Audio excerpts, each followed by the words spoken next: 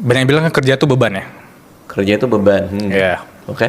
Ada orang yang hidup untuk kerja, ada orang yang kerja untuk hidup. Heeh. Nah dari POV Radit nih, terus sebenarnya ngelihat kerja tuh gimana sih? Dan kelihatannya fun-fun aja nih, Radit kayak kerja santai gitu, uang masuk terus gitu.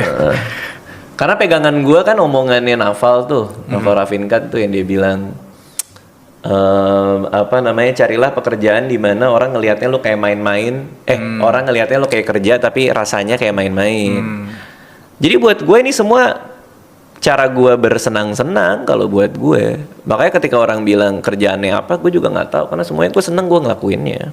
Kalau buat gue, stand up comedy kalau gue nggak dibayar pun gue akan ngelakuin karena itu terapi buat gue. Iya. Ketika ada di sebuah ruangan di mana orang ngedengerin gue ya, dan handphone pada harus masuk kantong kan, buat gue bisa ngomongin apa aja di situ gitu. Itu terapi. Bikin YouTube ngobrol sama begitu banyak manusia yang modalnya hanya rasa penasaran gue, itu membahagiakan buat gue. Pulang ke sana gue banyak belajar banyak hal gitu. Kemarin gue baru live YouTube, gue iseng nyobain live YouTube, tapi yang bisa komen cuman membership YouTube gue doang gitu kan. Terus ada gue ngajak ngobrol para member YouTube gue lewat Discord gitu-gitu. Itu ya kan artinya gue dapat duit dari membership ya. Iya. Tapi itu menyenangkan buat gue. Gue kan ngelakuin itu kapan aja kalau gue sempet. Iya. Jadi artinya uang itu justru byproduct dari ya kalau teori ya. Uang itu kan adalah alat pertukaran nilai. Semakin tinggi nilai kita, maka semakin gede uang ya, karena kita punya value yang kita tawarin.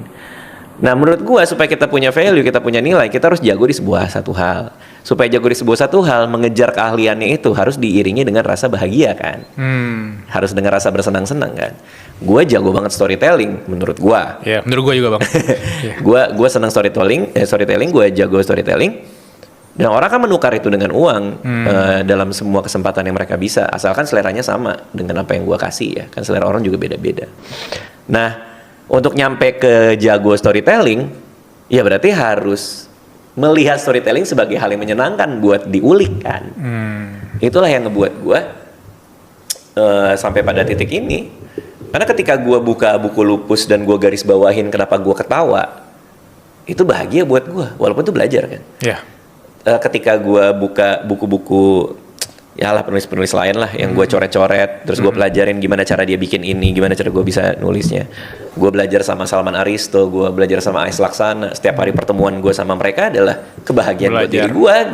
Ketika guru nulis gue sama Sulak, Ais Laksana nyoret-nyoret pakai bolpen merah dia, ini perbaikin gitu, buat gue membahagiakan buat gue karena gue belajar dari